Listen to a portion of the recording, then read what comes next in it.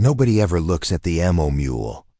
That's what Sergeant Maya Reyes had told herself for 3 years as she hauled 50-pound packs of ammunition across training grounds, up mountains, and through mock urban warfare scenarios.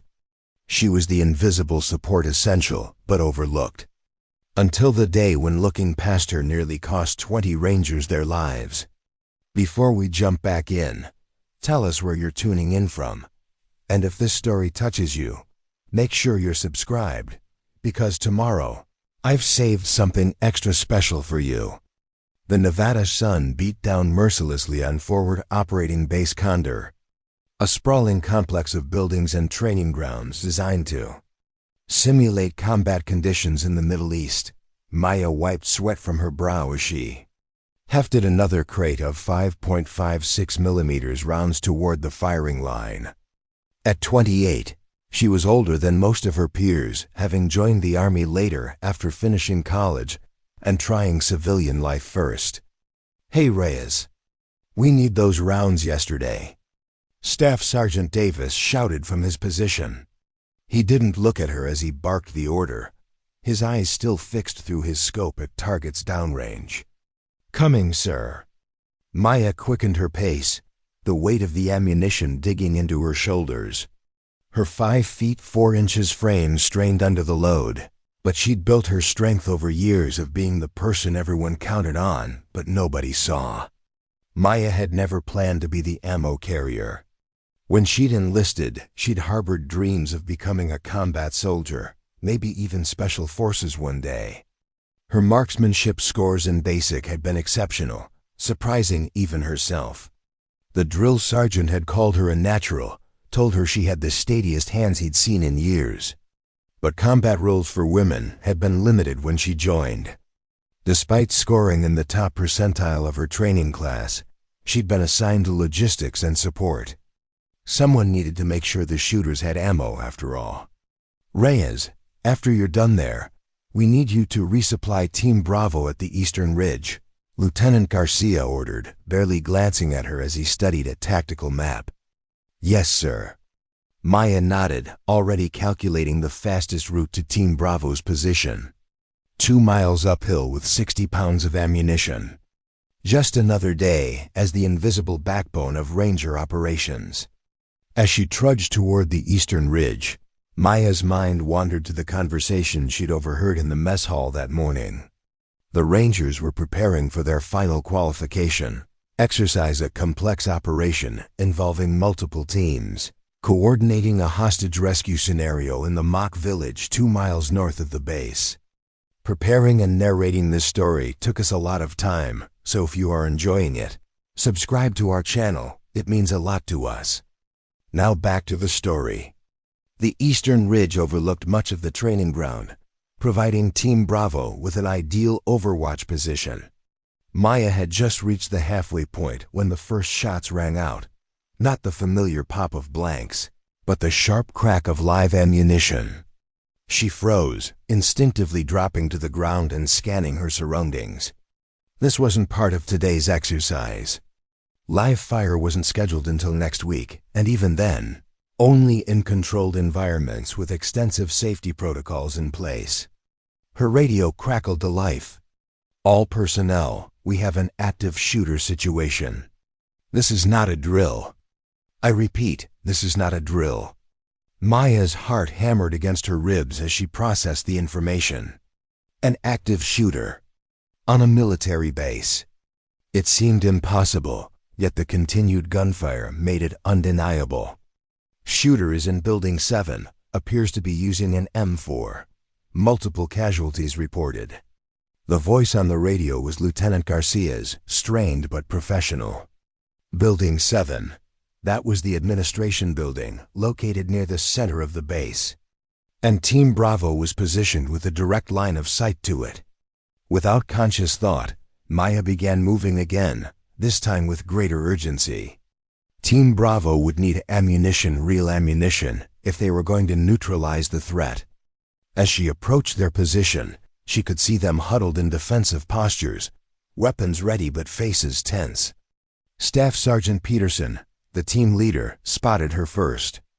"Reyes, "What the hell are you doing here?" he demanded, pulling her down behind cover.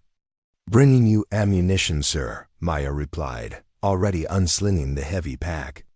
"Christ, we've got an active shooter situation, and they send an ammo carrier without escort?" Peterson shook his head in disbelief. "Nobody told me to come, sir. I heard the situation and made the call." Maya began distributing magazines to the team members. Peterson's expression shifted from annoyance to grudging respect. "Good initiative, Reyes." The radio crackled again with Lieutenant Garcia's voice. "Be advised, shooter has hostages in the East Wing conference room. SWAT is 30 minutes out. We need to contain the situation now."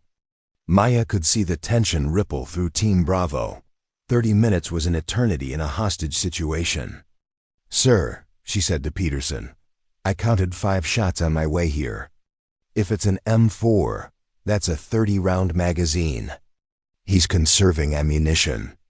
Peterson looked at her with newfound interest. "Good observation. What else?" "The East Wing has floor-to-ceiling windows on the north side. You have a clear line of sight from this position, but it's nearly 800 meters.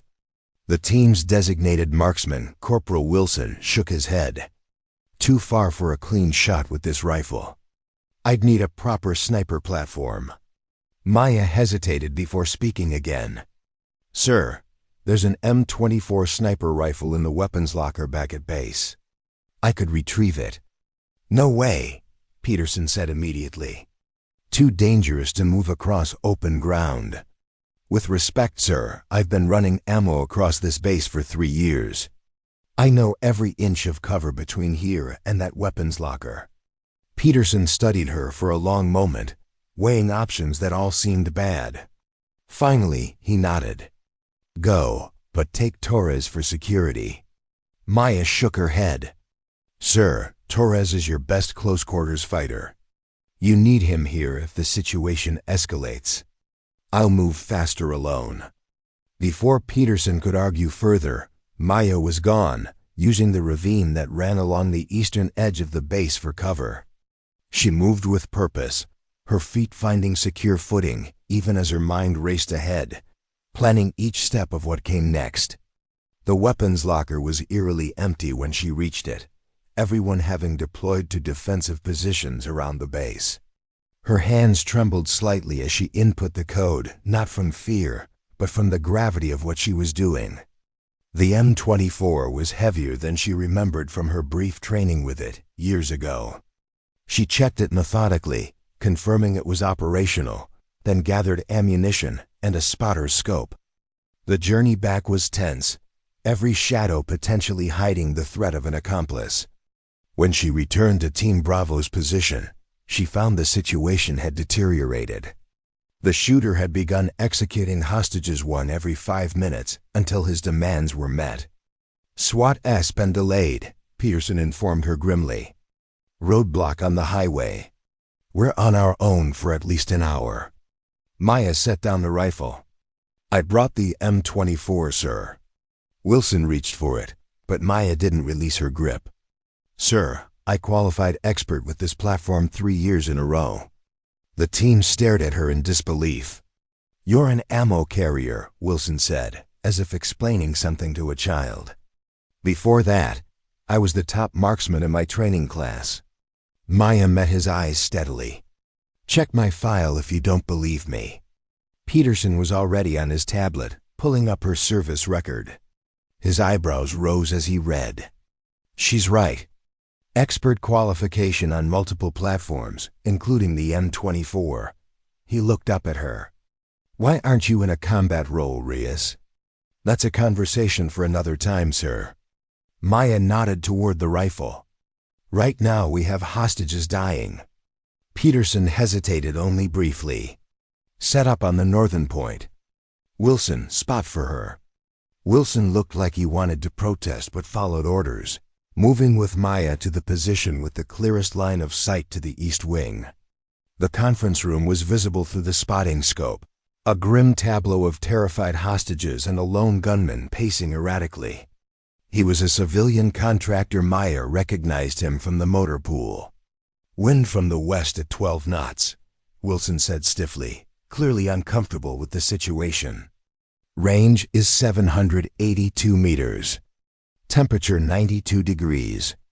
Maya adjusted the scope accordingly, her mind automatically calculating the ballistic solution. "I need authorization to fire, sir," she called to Peterson. "Shooter is confirmed hostile with multiple casualties." "Authorization granted." Peterson's voice was firm, but Maya could hear the weight of the decision in it. She settled behind the rifle, finding that place of perfect stillness she'd discovered years ago on the firing range. Her breathing slowed, her heartbeat steadied. The world narrowed to the scope, the target, and the space between them. "He's moving toward another hostage," Wilson reported urgently. Maya's finger curled around the trigger. She exhaled slowly, feeling the perfect moment arrive.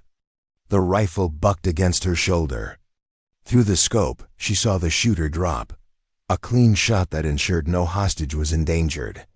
"Target down," she reported calmly, already scanning for accomplices through the scope. The radio erupted with activity as teams moved to secure the building and evacuate hostages. Maya remained in position until Peterson gave the all-clear, her focus unwavering. Only when she finally lowered the rifle did the magnitude of what had happened hit her. She had taken a human life. She had saved hostages. She had done what she was trained to do but never expected to actually do. "Reyes," Peterson said, approaching her position. "That was one hell of a shot." Maya nodded, not trusting herself to speak yet. "Where did you learn to shoot like that?" Wilson asked, his earlier skepticism replaced with grudging respect. "My grandfather," Maya replied, finding her voice. "He was a Marine sniper in Vietnam. Taught me to hunt when I was 12. She began breaking down the rifle with practiced efficiency. Said I had the steadiest hands he'd ever seen. Peterson watched her methodical movements. "You've been carrying ammo for how long?" 3 years, sir." "And before that?" "Training, hoping for a combat role. But the timing was wrong." Maya secured the rifle in its case. Someone needed to carry the ammunition. The ride back to the main compound was silent, each person processing the day's events in their own way. Maya sat apart from the others, her hands still steady but her mind turbulent. She had proved herself today in the most definitive way possible. But what came next? Colonel Richards was waiting for them when they returned to base. His expression was grave as he surveyed the team. "Staff Sergeant Peterson, I need your after-action report immediately." His eyes fell on Maya.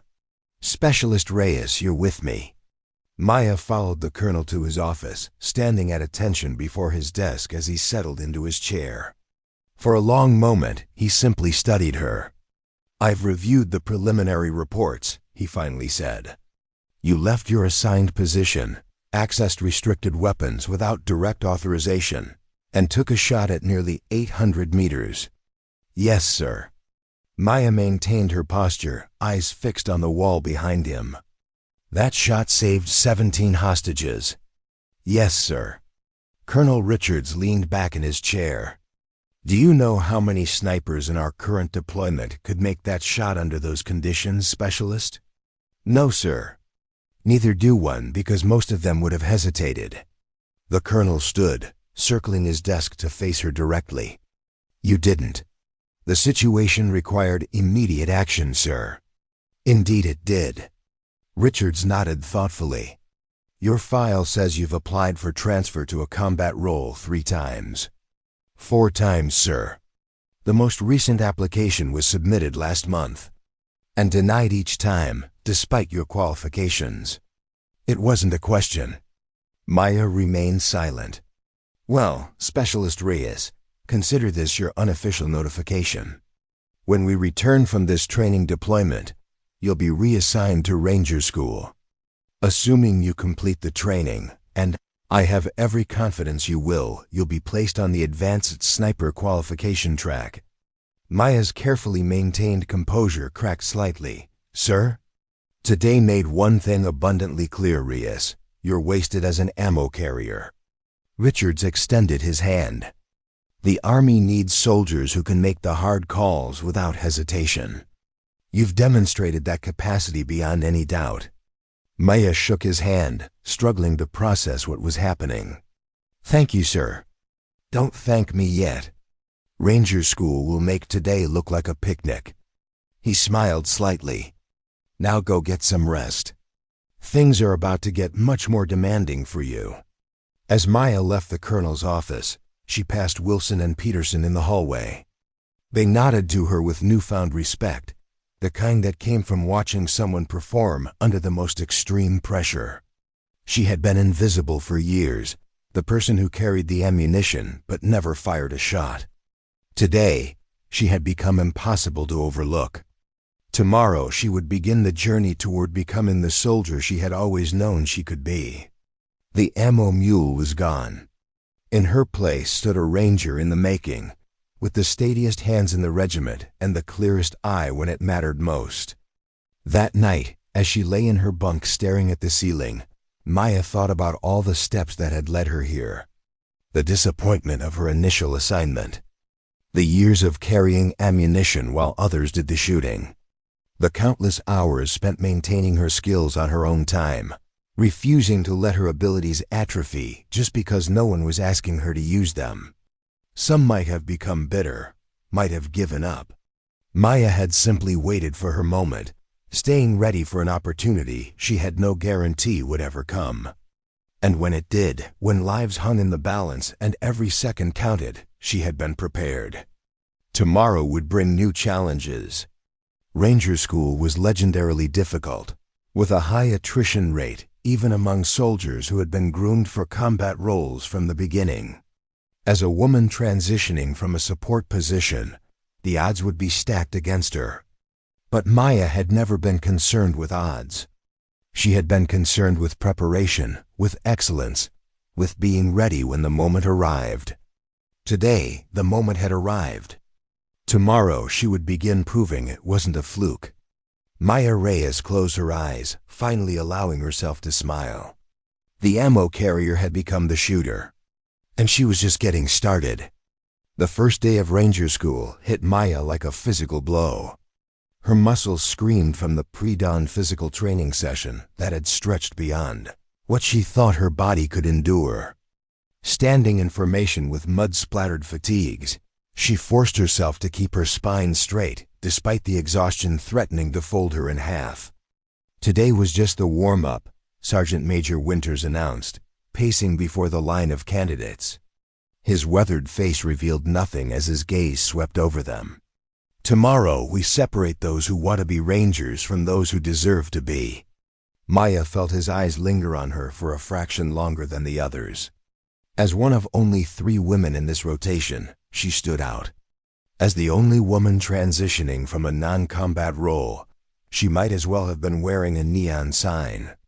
When formation broke, Maya headed toward the barracks, every step a negotiation between determination and fatigue.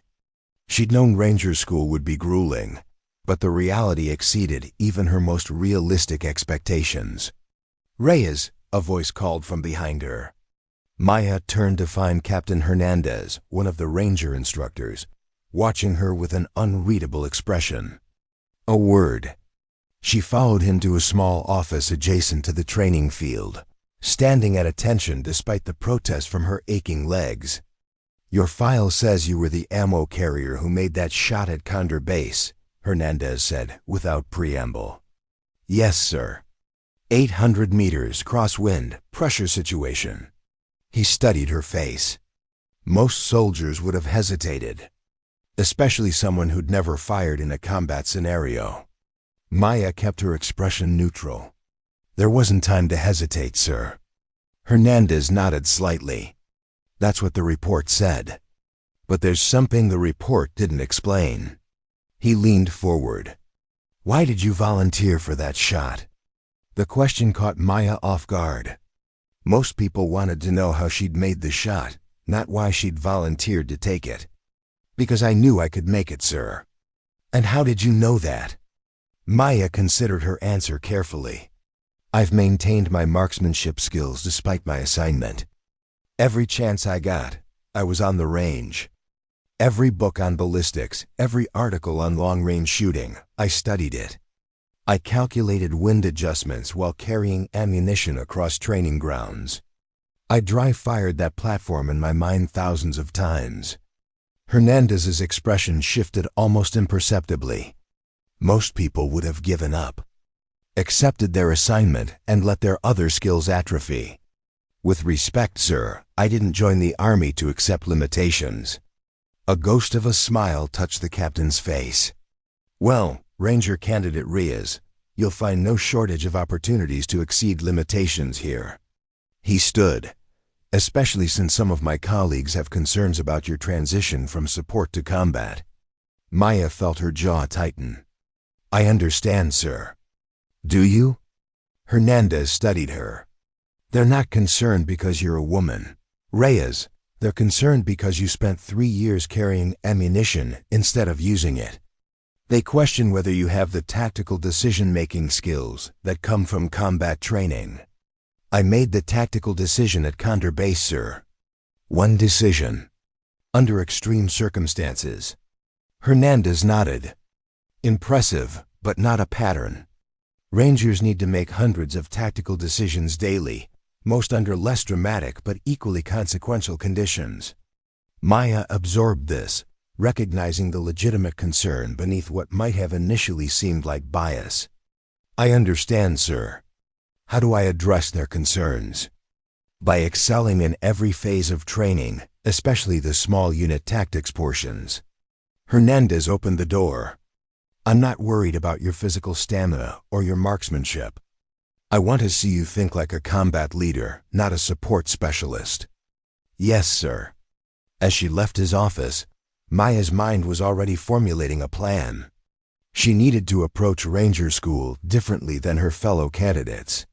While they focused on surviving the physical challenges, she needed to master both the physical and the tactical simultaneously.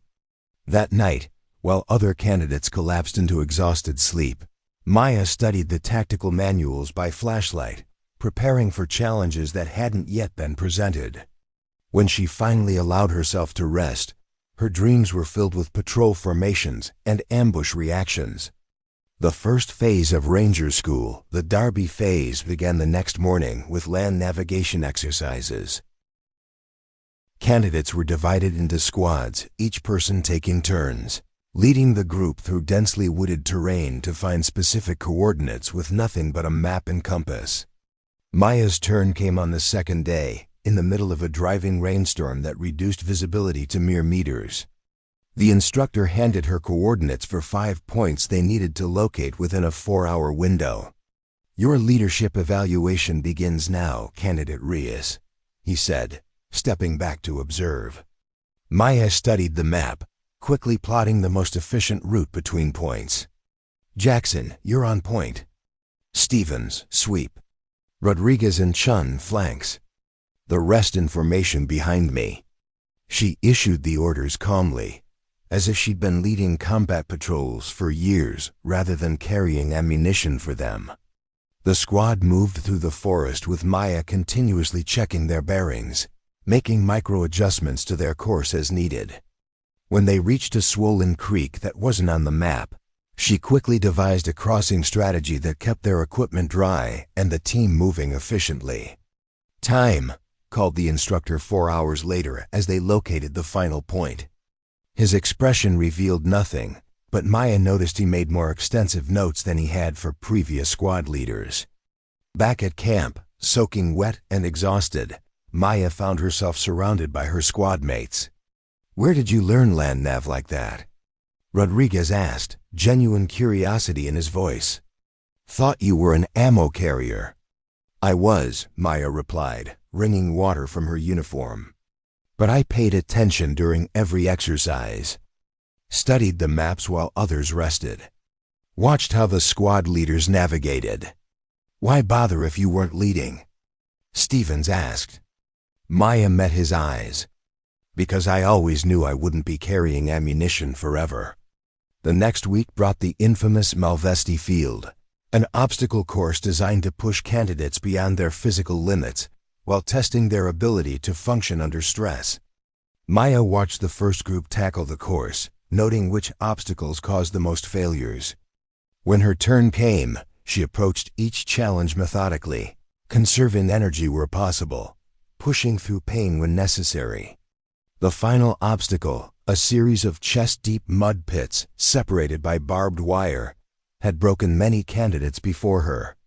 Maya's smaller frame was a disadvantage in many physical challenges, but here it became an asset. She moved through the mud with a controlled efficiency that surprised the instructors, completing the course with one of the fastest times in the class. Reyes, Sergeant Major Winters called as she emerged, covered head to toe in thick Georgia clay. "You just set a record for female candidates on Malvesti." Maya steadied her breathing before responding. "Not aiming for female records, sir. Just Ranger records." A flicker of something respect perhaps crossed Winter's face. "Carry on, candidate." The days blurred together, endless physical training, tactical exercises, sleep deprivation, and constant evaluation. Maya's body adapted to the punishing regimen, growing leaner and stronger. But it was her mind that underwent the most significant transformation. Where once she had thought like a support specialist focused on logistics, supply lines, and resource management, she now thought like a combat leader. Every scenario became an opportunity to demonstrate her tactical acumen, to prove that her years in support roles had been preparation rather than limitation. 3 weeks into training, the candidates faced their first real test, a simulated combat patrol through enemy territory culminating in an ambush. Each squad would rotate leadership positions, with instructors evaluating their performance under pressure. Maya drew the squad leader position for the final phase, the actual ambush. As they moved through the dense undergrowth toward their objective, she kept her team tight and communication minimal. When they reached the ambush site, she positioned each member with precision, ensuring interlocking fields of fire and clear lanes of retreat. "Enemy convoy approaching," the instructor murmured. "Your call, squad leader." Maya watched through binoculars as the enemy vehicles approached their position. Standard procedure was to initiate the ambush when the lead vehicle reached the designated kill zone. But Maya noticed something the others had missed: a trailing vehicle slightly separated from the main convoy. "Hold," she whispered, contradicting the textbook approach. The squad tensed, fingers hovering near triggers as the convoy entered the kill zone. Maya waited until the trailing vehicle had also entered before giving the signal. "Execute." The ambush unfolded with devastating efficiency, the entire convoy neutralized within seconds. As the exercise ended, Maya gathered her squad for a quick debrief. "Why did you delay the initiation?" Captain Hernandez asked, stepping out from where he had been observing. "Standard procedure would have left the trailing vehicle outside our kill zone, sir," Maya explained. "They would have had time to react, possibly flank our position or call for reinforcements. By waiting those extra seconds, we ensured complete surprise and total target elimination." Hernandez's expression remained neutral, but he made extensive notes before moving on. Later that evening, as the candidates cleaned their weapons, Rodriguez nudged Maya. "Heard the instructors talking," he said quietly. "They're calling you the sniper now." Maya raised an eyebrow. "Because of the Condor incident?" Rodriguez shook his head. "Because you see things others miss. Like that trailing vehicle today. Most of us were so focused on following procedure, we didn't even notice it." The nickname spread, transforming from an occasional reference to her past to recognition of her present abilities. Maya found herself embraced by the squad in a way she had never experienced as an ammo carrier, not just tolerated or acknowledged, but respected for her unique perspective. As the derby phase drew to a close, the candidates faced their final challenge, the infamous Derby Queen, a brutal obstacle course that had ended many Ranger dreams. The course combined physical challenges with tactical decision points, testing both body and mind under extreme fatigue. Maya stood at the starting line, her body a collection of aches and blisters after weeks of training. Next to her, Stevens looked equally worn.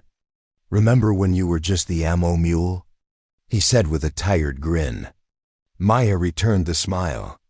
"I was never just anything." The whistle blew, and they attacked the course. Maya moved with purpose, each obstacle a problem to be solved rather than simply a physical barrier. Where others faltered at decision points, slowed by exhaustion-induced mental fog, she remained clear-headed, making split-second tactical choices that kept her on optimal paths. When she crossed the finish line, Captain Hernandez waited with his ever-present clipboard. "Impressive performance, Candidate Reyes." "Thank you, sir. You know, when you first arrived, there was a betting pool among the instructors," he said conversationally. "Most gave you a week before you recycled out. A few thought you might make it through Derby phase. No one had you pegged to be in the top 5. Maya absorbed this without visible reaction. "And now, sir?" "Now the betting has shifted to whether you'll graduate first or second in the class." Hernandez closed his clipboard. "The mountain phase begins tomorrow. It's where we separate the good from the exceptional." The mountain phase lived up to its reputation. Set in the rugged terrain of the Chattahoochee National Forest, it pushed candidates to their limits with military mountaineering, extended patrol operations, and survival skills, all at higher altitudes that made every breath a conscious effort. For Maya, the mountain terrain presented new challenges. The technical climbing sections required upper body strength that taxed her smaller frame more than her male counterparts. But what she lacked in raw power, she made up for in technique and efficiency of movement. During a particularly difficult night climb, when many candidates were struggling with fatigue and the cold, Maya found herself assisting others, showing them hand placements and energy-conserving movements she had developed. "Never thought I'd be taking climbing tips from the ammo carrier," Jackson said with a breathless laugh as Maya helped him over a difficult section. "Former ammo carrier," she corrected him. "Current Ranger candidate. Future Ranger sniper." The confidence in her voice wasn't bravado, it was certainty. Somewhere during the endless days of training, Maya had stopped trying to prove she belonged and simply accepted that she did. The transformation wasn't lost on her instructors. "Your technical evaluations are among the highest in the class," Captain Hernandez informed her during a rare moment of downtime. "But there's still concern about how you'll perform in extended tactical operations." The final test of the mountain phase was a 4-day patrol exercise with minimal supplies and sleep. Candidates would rotate leadership positions every 12 hours.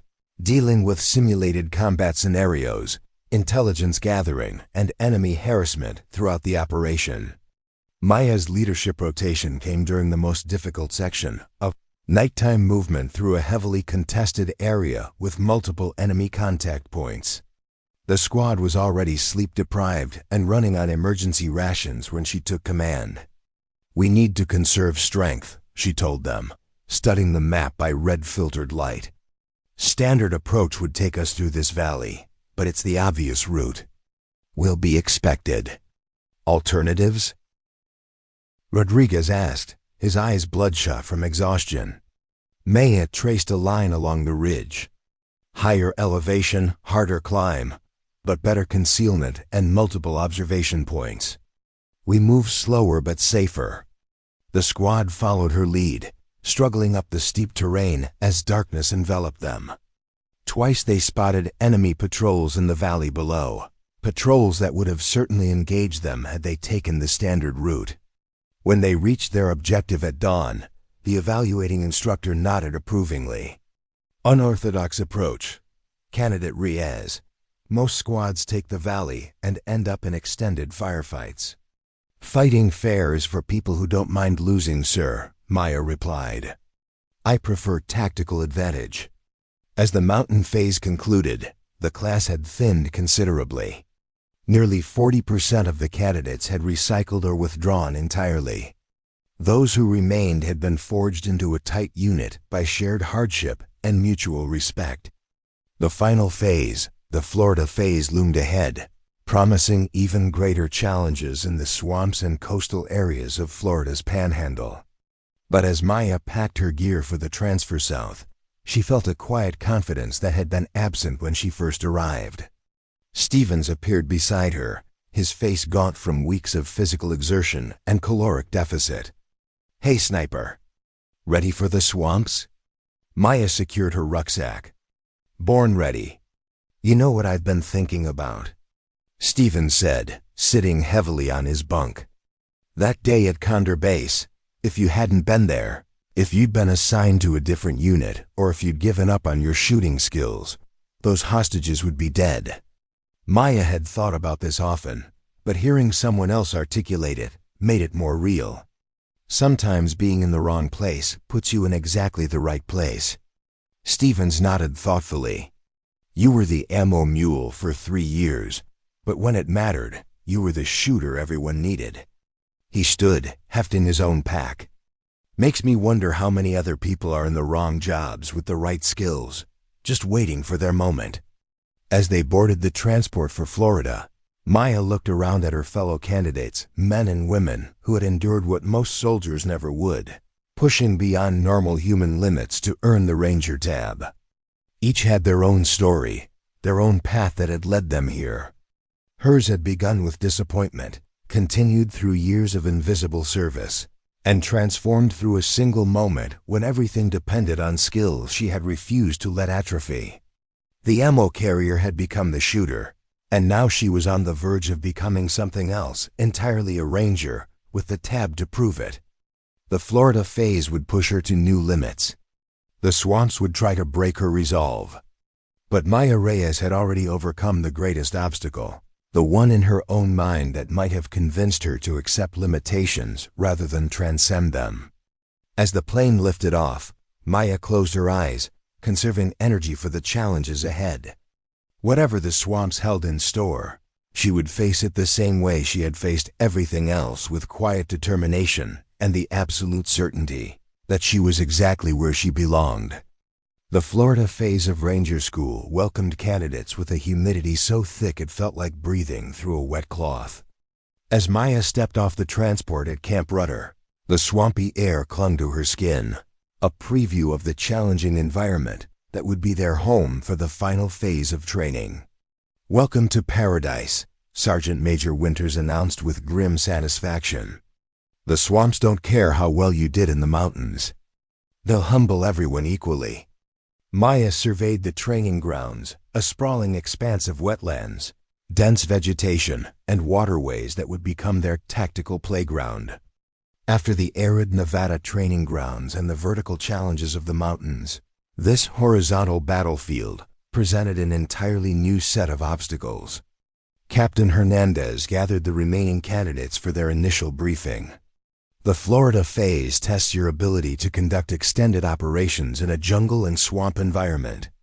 You'll face complex water obstacles, nighttime movements through areas where visibility approaches zero, and scenarios that will push your tactical decision-making to its limits." As he spoke, Maya noted the instructors examining the candidates, assessing who looked broken and who still had fight left. The physical toll of Ranger School was evident on every face. Each candidate had lost significant weight, carried various injuries, and showed signs of the chronic sleep deprivation that was a hallmark of the training. Additionally, Hernandez continued, this phase places heavy emphasis on small unit leadership in complex, multi-domain operations. You will be expected to coordinate air assets, watercraft, and dismounted elements simultaneously. Maya felt a subtle shift in the atmosphere as several instructors glanced in her direction. This was precisely the type of complex leadership experience her background hadn't provided, the kind that might reveal gaps in her tactical foundation. After dismissal, Rodriguez fell into step beside her as they moved toward their assigned quarters. "Heard they've got something special planned for you," he said quietly. Maya didn't break stride. Special how? Word is some of the brass still don't believe an ammo carrier can hack it as a ranger. They're planning to give you the most complex leadership scenario, see if you'll crack. Maya absorbed this without visible reaction. Let them try.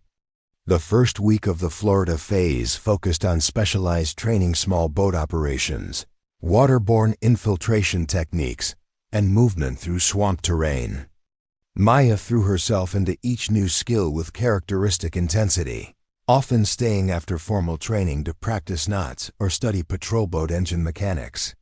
You don't need to know how to fix the engines, Stevens commented as he found her hunched over a disassembled outboard motor one evening.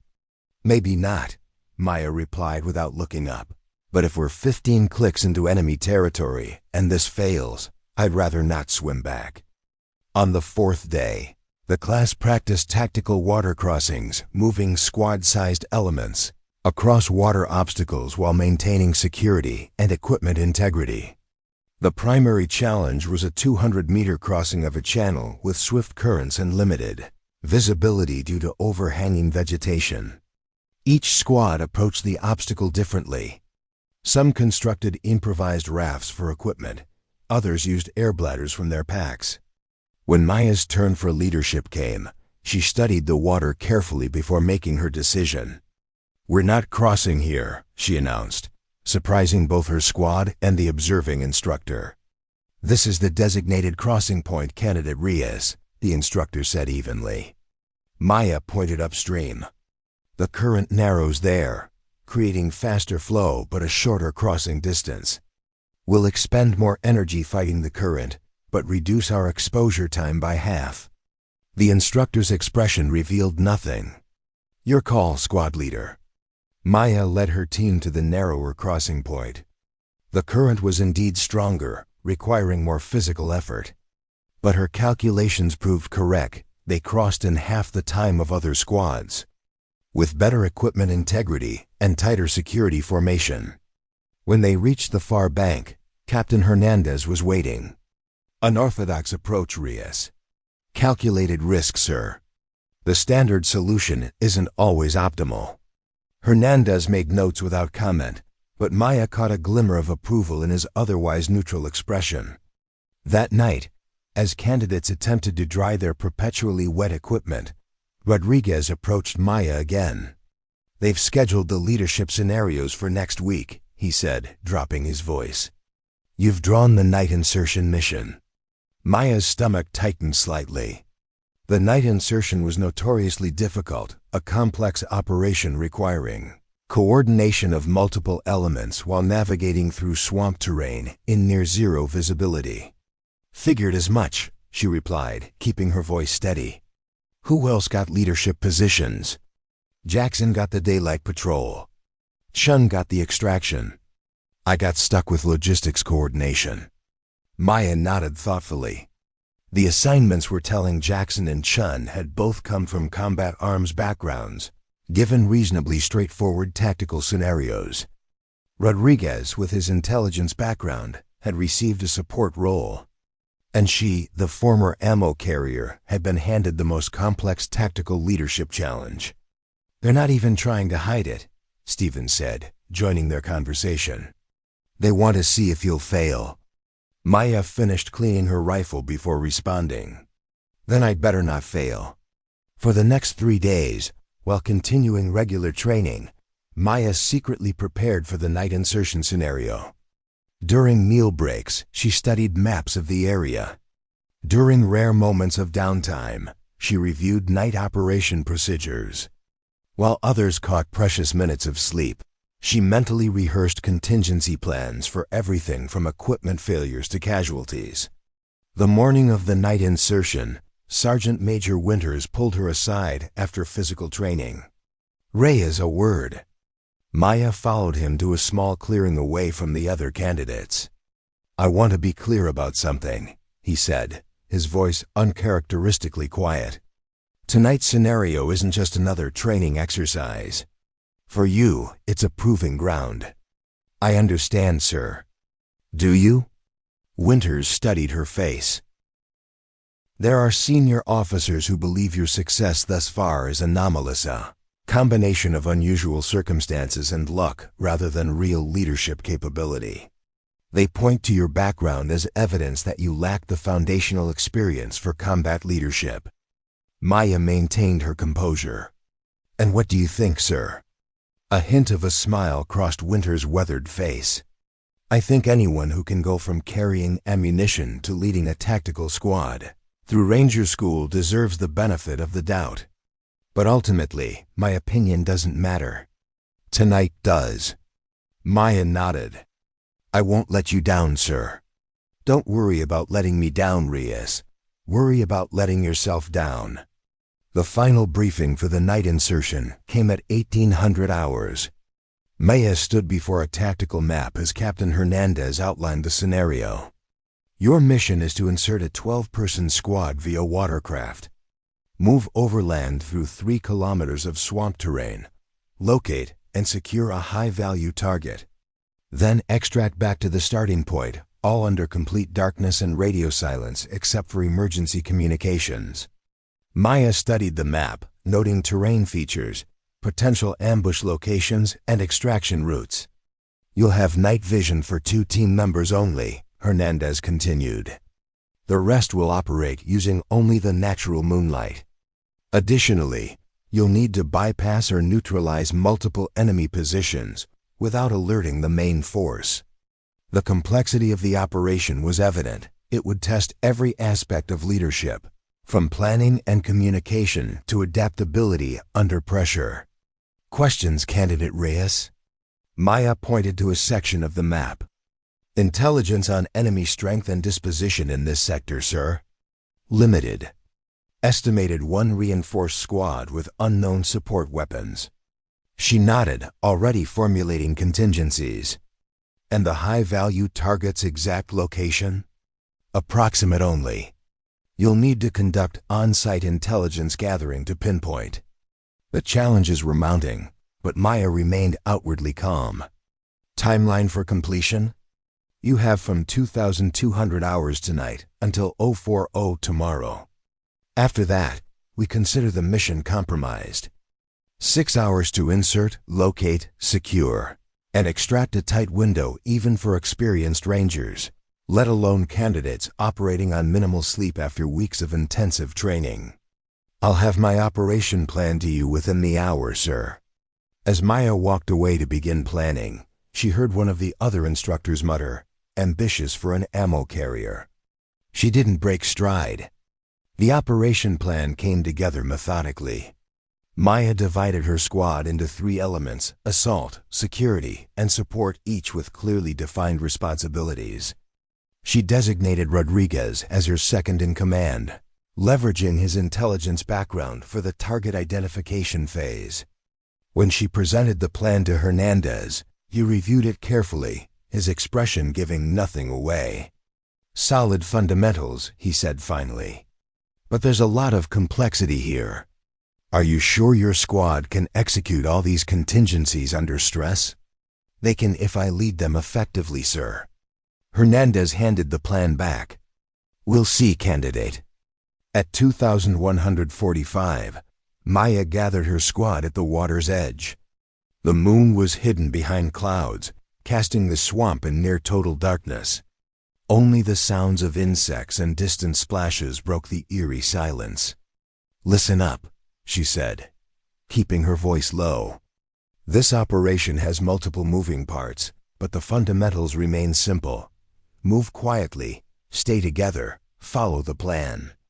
If something goes wrong, we adapt and overcome.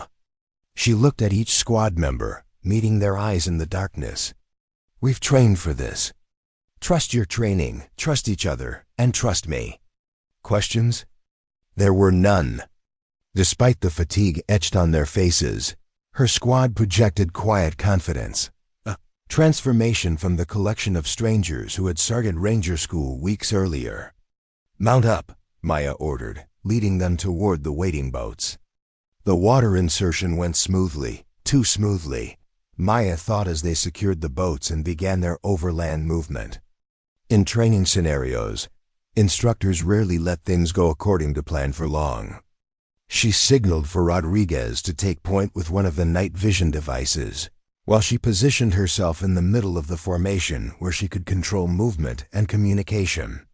Stevens took rear security, ensuring no one fell behind in the difficult terrain. The swamp presented a constant challenge: knee-deep water hiding submerged obstacles, vegetation that snagged equipment and restricted movement, and limited visibility that made maintaining formation difficult. Despite these challenges, the squad moved efficiently, covering ground at a pace that put them ahead of schedule. "First checkpoint reached," Rodriguez whispered as they arrived at a small island of relatively dry ground. "No contact." Maya checked her watch. They were 15 minutes ahead of timeline. "Security out. 2-minute rest, then we continue." As the squad took a brief pause to adjust equipment and check their bearings, Maya felt the prickling sensation of being watched. Years of training had honed her situational awareness to a razor's edge. She signaled Rodriguez and pointed to their left flank. He nodded almost imperceptibly, confirming her suspicion. They were being observed. Maya had anticipated this possibility in her planning. Without speaking, she signaled for the squad to implement Contingency Delta, a false movement designed to draw out observers. 4 squad members began preparing as if to move in one direction, while Maya quietly positioned the remainder to cover likely enemy locations. The trap was set. It took less than 2 minutes for the observers to reveal themselves. 2 instructors playing opposing forces, attempting to shadow the squad's movement to report their position to the main enemy force. Maya's squad executed perfectly, surrounding the observers before they realized what was happening. "Opposition force neutralized," Stevens whispered with satisfaction. "Maintain silence," Maya reminded him, though she shared his sense of accomplishment. The first real test had been passed. They continued their movement, now even more vigilant. The terrain grew increasingly difficult: deeper water, thicker vegetation, and more frequent obstacles. Progress slowed, eating into their time advantage. "Contact front," Rodriguez whispered urgently as they approached their second checkpoint. "Enemy patrol, 4 personnel." Maya quickly assessed the situation. The patrol blocked their direct route, and going around would cost precious time. "Set up ambush positions," she ordered. "Non-lethal takedowns only." Her squad moved with practiced efficiency, establishing a classic L-shaped ambush formation. When the patrol entered the kill zone, Maya gave the signal. The simulated ambush was executed flawlessly. 4 instructors playing enemy forces found themselves eliminated before they could respond. "Clear," reported Stevens as they secured the area. Maya checked her watch again. Despite the delay, they were still on schedule. "Move out." 200 meters to final checkpoint. The final approach to the target area required crossing an open water channel, a dangerous bottleneck that would leave them exposed. Maya studied the situation carefully before making her decision. "We split into 2 elements," she said. "Rodriguez takes Alpha Team across first to establish security. I'll follow with Bravo Team and the extraction package." The crossing went smoothly, too smoothly again. Maya's instincts screamed warning as they regrouped on the far side. "Hold position," she whispered, surveying the area ahead. Nothing seemed obviously wrong, but years of carrying ammunition while observing Rangers work had taught her to recognize when a situation felt off. "What is it?" Rodriguez asked. "It's quiet," Maya replied. "Too quiet." In a swamp environment, sudden silence often indicated a predator's presence or an ambush.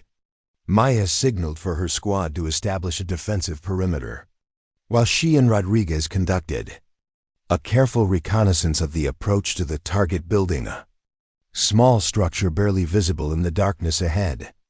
"There," Rodriguez pointed to a nearly invisible wire strung across the path, a trip wire connected to simulators that would indicate a compromised approach. They've got the obvious routes covered, Maya agreed. Time for Contingency Foxtrot. Contingency Foxtrot was the most unorthodox element of Maya's plan and approach from above, rather than at ground level. Using the sturdy cypress trees that surrounded the target area, 2 squad members would move into position overlooking the structure, while the main element created a diversion. Within minutes, Stevens and Chun were in position in the trees, reporting back with hand signals about the instructor forces guarding the target 6 personnel, with simulated heavy weapons, more than Maya had anticipated. She quickly adapted the plan, redirecting her assault element to focus on the heaviest concentration of defenders, while the tree-based observers would target the patrol leaders. "Execute on my signal," she ordered, positioning herself where she could coordinate both elements. The simulated assault unfolded with precision that surprised even the instructors. From their elevated positions, Stevens and Chun eliminated the enemy leadership, while the main assault team neutralized the supporting elements before they could effectively respond. Within 3 minutes, the target was secured, and the high-value target, an instructor playing the role of an enemy commander, was in custody. "Impressive tactical innovation, Candidate Reyes," the captured instructor acknowledged. The overhead approach was unexpected. Maya allowed herself a brief moment of satisfaction before refocusing on the mission. "Secure the prisoner. Prepare for extraction." We're on a timeline. The extraction proved to be the most challenging phase. As they began their movement back toward the boats, artificial illumination flares suddenly lit the sky, eliminating their night cover and signaling that the remaining enemy forces were aware of their operation. "They're throwing us a curveball," Rodriguez observed. Maya quickly assessed their options. The direct route back was likely compromised, but alternative routes would take longer, potentially pushing them beyond their extraction window. "We maintain course," she decided, "but we move faster and prepare for contact." The decision proved correct but costly. Twice they encountered opposition forces, and twice they were forced to engage in simulated firefights that delayed their progress and depleted their resources. By the time they reached the extraction boats, they had less than 30 minutes remaining before their mission window closed. "Load up," Maya ordered, helping secure the prisoner in the lead boat. "Maintain security until we're completely clear." As they pushed off from shore, Maya felt the tension in her shoulders begin to ease. Despite the unexpected challenges, the mission was on track for successful completion. Then disaster struck. The lead boat's engine sputtered and died, a mechanical failure that hadn't been part of the scenario. "Real-world equipment malfunction," the instructor in the boat confirmed. "Let's see how you handle this, Candidate Reyes." Maya's mind raced through options. They couldn't all fit in the remaining boats. Leaving anyone behind wasn't an option. Swimming would be too slow. Then she remembered her extra hours studying the outboard motors. "Give me 3 minutes," she told the instructor, already moving toward the disabled engine. Using her multi-tool and the limited knowledge she'd gained from those extra study sessions, Maya identified the problem: a flooded carburetor combined with a loose fuel line connection. With practiced movements that belied her limited experience, she cleared the carburetor and secured the connection. 2 minutes and 45 seconds later, she pulled the starter cord. The engine roared to life. "All boats, move out," she ordered, her voice steady despite the adrenaline coursing through her system. They reached the extraction point with 7 minutes to spare. As Maya helped secure the boats and account for all personnel and equipment, Captain Hernandez approached. "Operation complete, sir," she reported formally. "All objectives accomplished, no casualties, high-value target secured." Hernandez studied her for a long moment before nodding. "Well done, Candidate Reyes. The mission is successful." As the squad began the long walk back to camp, Rodriguez fell into step beside her. "That engine fix wasn't part of the scenario," he said quietly. "No, it wasn't. You know what that means, right?" They threw in a real-world problem to see if you'd break. Maya allowed herself a small smile. And yet here we are. The ammo carrier saved the day again. Maya shook her head. Not the ammo carrier. The Ranger. As dawn broke over Cap Rudder, illuminating the swamp in golden light, Maya Reyes understood that she had crossed an invisible threshold.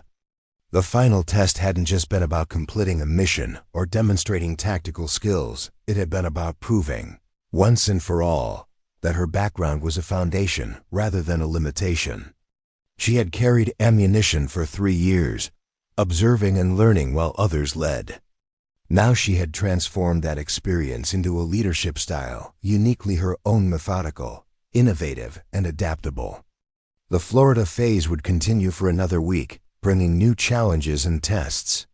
But as Maya watched the sun rise over the swamp, she knew with absolute certainty that when Ranger School ended, she would be wearing the tab that had once seemed an impossible dream. The ammo carrier had become a leader of Rangers, and her journey was just beginning. Graduation day at Fort Benning dawned clear and crisp, a perfect Georgia morning that seemed crafted specifically for the ceremony about to take place. Maya Reyes stood in formation with the other Ranger School graduates, her uniform pressed to perfection, despite the countless field exercises that had tested its limits over the past months. The black and gold Ranger tab, not yet sewn onto her uniform, sat in a small box in her pocket. She could feel its weight, not the physical mass of thread and fabric, but the gravity of what it represented. The journey from ammo carrier to Ranger had been marked by countless challenges, moments of doubt, and ultimately, triumph against expectations. "Attention to orders," came the command, snapping Maya's focus back to the present moment. The formation straightened as General Maxwell approached the podium. A decorated combat veteran with salt and pepper hair and the bearing of someone who had spent a lifetime in uniform, he surveyed the graduating class with evident pride. "Today we recognize the accomplishment of these soldiers who have proven themselves worthy of joining the elite ranks of United States Army Rangers," he began. "The tab they will receive represents not merely the completion of one of the military's most demanding training programs, but the embodiment of the Ranger ethos: leadership, tactical excellence, and unwavering commitment to mission success." As the general spoke, Maya caught sight of familiar faces in the audience. Colonel Richards, who had given her the opportunity to attend Ranger School after the Condor Base incident, sat in the front row. Behind him were several of the soldiers whose lives she had saved that day, including Staff Sergeant Rodriguez with his twin daughters perched on his lap. "Each graduate standing before you has overcome significant challenges to earn their place," General Maxwell continued. "But I want to highlight one particular soldier, whose journey exemplifies the transformation that Ranger School is designed to create." Maya felt her pulse quicken. Surely he wasn't going to Specialist Maya Reyes, the general announced. "Step forward." With practiced precision, Maya stepped out of formation, her movements crisp despite the surprise. She positioned herself in front of the general, her posture perfect as she maintained the position of attention. "Specialist Reyes joined us with an unusual background," General Maxwell said, addressing the audience. "For 3 years, she served as an ammunition carrier, supporting combat operations from a non-combat role. When circumstances thrust her into a combat situation at Condor Base, she executed one of the most difficult shots in recent military history, saving 20 American lives." Maya kept her gaze fixed forward, though she could feel the weight of hundreds of eyes on her. Many would have been content with that moment of heroism, but Specialist Reyes saw it as just the beginning. She came to Ranger School not seeking recognition for past actions, but the opportunity to prove she belonged in combat leadership roles. The general turned slightly to address Maya directly. "And prove it you did, Specialist. Your performance throughout all phases of training demonstrated not only exceptional physical and mental toughness, but tactical innovation that impressed even the most experienced instructors." He paused, a slight smile softening his otherwise stern expression. "Captain Hernandez tells me that during the night insertion exercise, you repaired a malfunctioning boat engine using a multi-tool and knowledge you had specifically sought out, despite it not being part of your required training. Is that correct?" "Yes, sir," Maya replied, her voice clear and steady. "And why did you take the time to learn about outboard motors when that wasn't expected of you?" Maya's response came without hesitation. "Because in combat, sir, equipment failures don't care about your job description. I believe in being prepared for any challenge that might affect mission success." The general nodded approvingly. That attitude, that refusal to be limited by formal role or assignment, exemplifies what we look for in Rangers. He turned back to the audience. Specialist Reyes graduated first in her class, setting records in tactical evaluations and demonstrating leadership that transformed her entire squad. He gestured to Maya's former squad mates, who stood at attention despite the exhaustion still evident in their posture. These soldiers entered Ranger School as individuals. Under Specialist Reyes's influence, they became a cohesive unit that consistently outperformed expectations. The general returned his attention to Maya. "Specialist Reyes, it is my privilege to inform you that upon graduation, you are promoted to the rank of sergeant and have been selected for the Advanced Sniper course at Fort Bragg, beginning next month." Maya maintained her composure, though her heart raced at this unexpected news. The Advanced Sniper course was one of the most selective programs in the military, typically reserved for soldiers with years of combat experience. "Thank you, sir," she responded, her voice betraying none of the emotion she felt. "You've earned it, Sergeant," the general replied, emphasizing her new rank. "Not because of one extraordinary shot at Condor Base, but because of the extraordinary dedication you've shown every day since. Return to formation." As Maya stepped back into line, she caught Rodriguez's eye in the audience. He gave her a subtle nod that communicated what words couldn't: respect earned through shared hardship and mutual growth. The ceremony continued with the presentation of Ranger tabs to each graduate. When Maya's name was called, she stepped forward to receive her tab from Captain Hernandez, the instructor who had challenged her most consistently throughout training. "You proved me wrong, Sergeant Reyes," he said quietly as he handed her the tab. "I thought your background would be a limitation. Instead, it was your greatest strength." "Thank you, sir," Maya replied, "for never making it easy." "Rangers lead the way," Hernandez responded with the unit's motto. "Rangers lead the way," Maya echoed before returning to formation. After the ceremony, as families and friends congratulated the graduates, Colonel Richards approached Maya. "Sergeant Reyes," he greeted her, offering his hand. "Congratulations on an exceptional achievement." "Thank you, sir," Maya replied, shaking his hand. "I appreciate the opportunity you gave me." Richards smiled. "I didn't give you anything except a chance. You did the rest." He glanced toward the group of soldiers from Condor Base who were waiting nearby.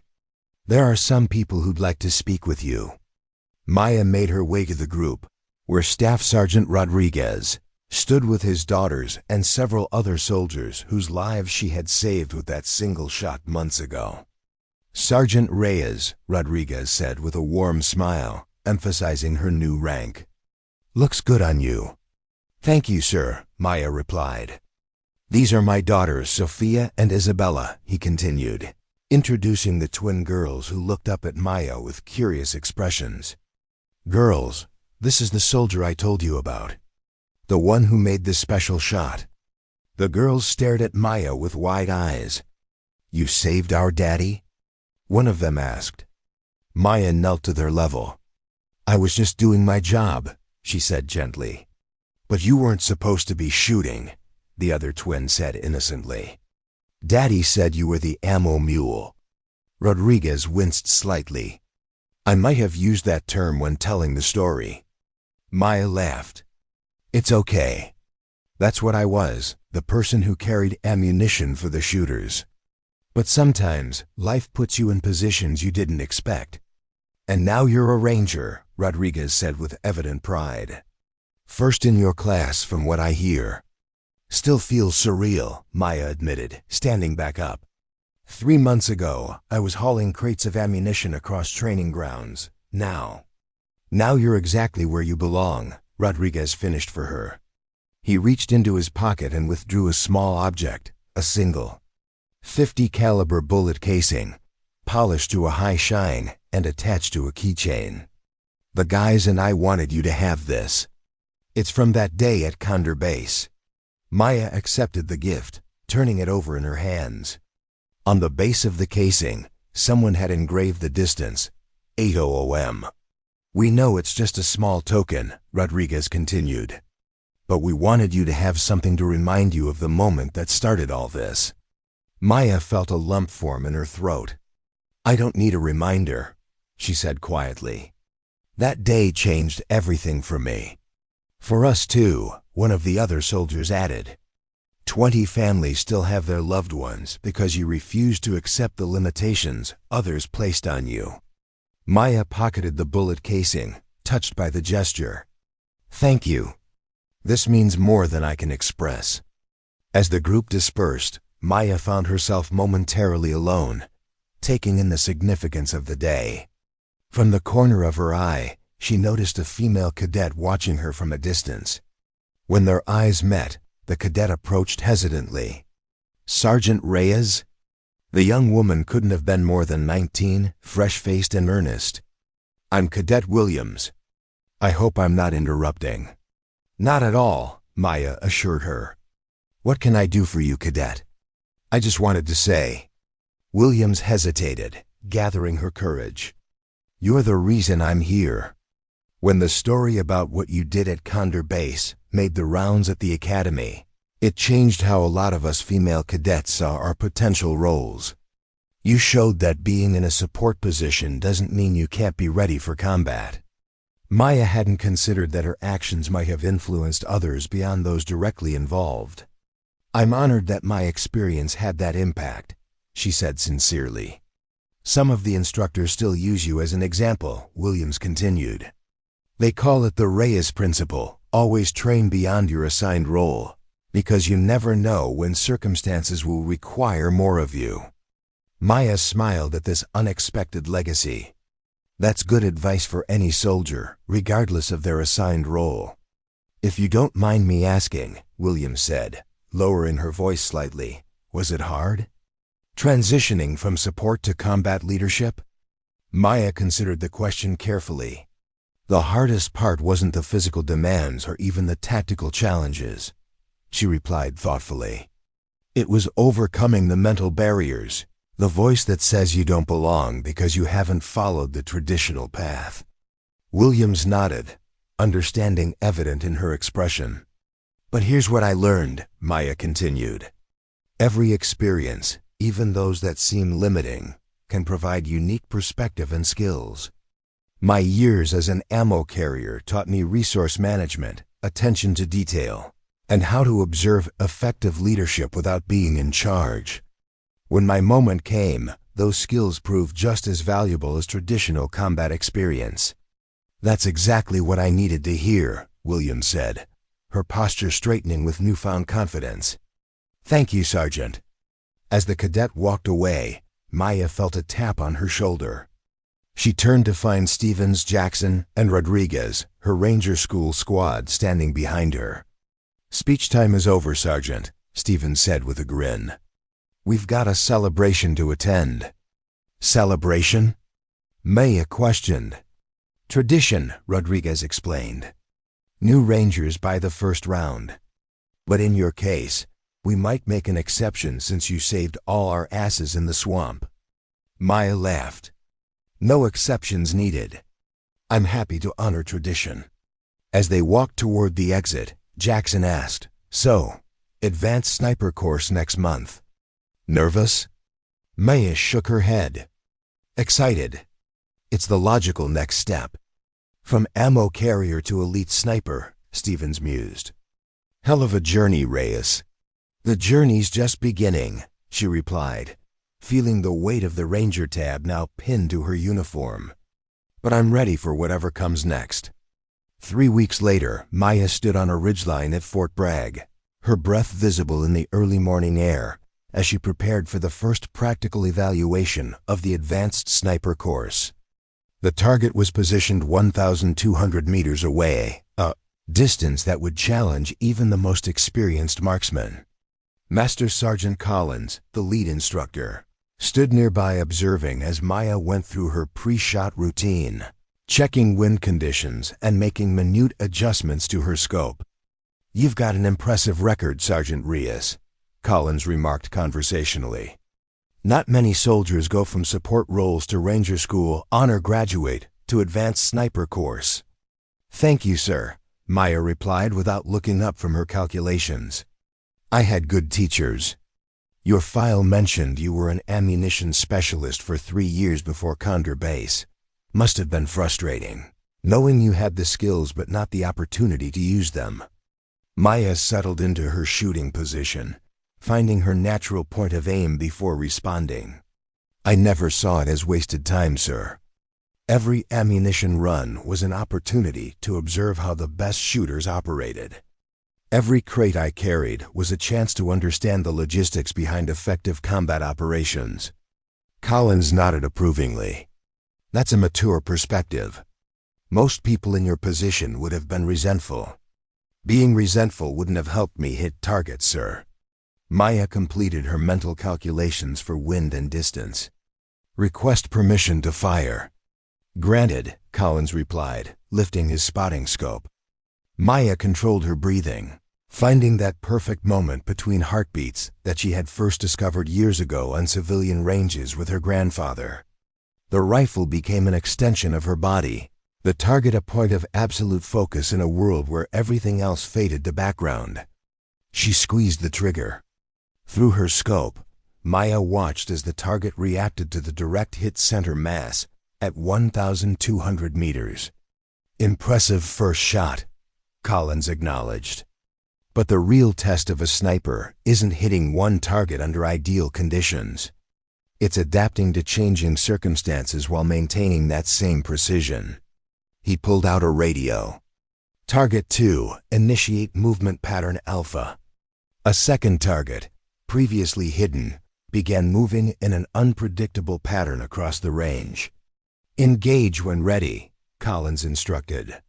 Maya tracked the target's movement, calculating lead times and adjusting for the additional variables introduced by the target's speed and direction changes. 3 shots, 3 hits. Collins lowered his spotting scope, his expression a mixture of surprise and respect. "Sergeant Reyes, I've been running this course for 7 years. I've never seen a first-day performance like that from someone with your limited experience." Maya began breaking down her rifle, her movements efficient from thousands of repetitions. "With respect, sir, my experience isn't as limited as my formal record suggests. I've been preparing for this role my entire military career, even when I was just the person carrying the ammunition." Collins studied her for a moment before nodding. "I believe that. And I think you're going to redefine what's possible for soldiers coming from non-traditional backgrounds." As they walked back toward the training facility, Collins added, "You know, there's been talk about creating a new specialized unit combining elite snipers with tactical intelligence capabilities for high-priority operations. Your background makes you uniquely qualified for consideration." Maya absorbed this information without breaking stride. "I'd be honored to be considered, sir. It's not just about marksmanship, though yours is exceptional," Collins continued. "It's about adaptability, innovation, and the ability to see beyond conventional approaches. Your performance at Ranger School demonstrated all those qualities." "I had good motivation," Maya replied. "When people doubt your capabilities based on your background, proving them wrong becomes a powerful driving force." Collins smiled. "Well, keep that motivation. Because this course is going to push you even further than Ranger School did. And based on what I've seen so far, you're going to exceed expectations yet again." Later that evening, as Maya maintained her equipment in the barracks, she pulled out the bullet casing Rodriguez had given her at graduation. Running her thumb across the engraved distance 800M, she reflected on the journey that single shot had started. She had gone from invisible support soldier to ranger to sniper candidate, each step building on the foundation of the last. The path hadn't been traditional, but perhaps that was its greatest strength. She brought perspectives and approaches that those who had followed conventional career trajectories might never have developed. Maya returned the bullet casing to her pocket and continued cleaning her rifle, her movements precise and purposeful. Tomorrow would bring new challenges, new opportunities to prove herself. But she no longer needed to prove anything to others, only to herself. She had transformed from the person who carried ammunition to the person who made the impossible shot. From support specialist to combat leader. From someone defined by limitations to someone who defined new possibilities. And in that transformation lay a truth that extended far beyond her personal journey. The most powerful catalyst for change often comes from unexpected places. Sometimes, the person everyone overlooks, the ammo carrier. The support specialist, the one in the background, possesses exactly the skills and perspective needed when circumstances demand extraordinary performance. Maya Reyes had been that person. And now, as she prepared for the next phase of her career, she carried with her the most important lesson of all, that limitations exist primarily in the mind. And those who refuse to accept them often discover capabilities beyond what anyone, including themselves, might have imagined possible. The ammunition carrier had become the shooter. And in doing so, she had changed not only her own destiny, but the perceptions and possibilities for countless others who would follow the path she had blazed.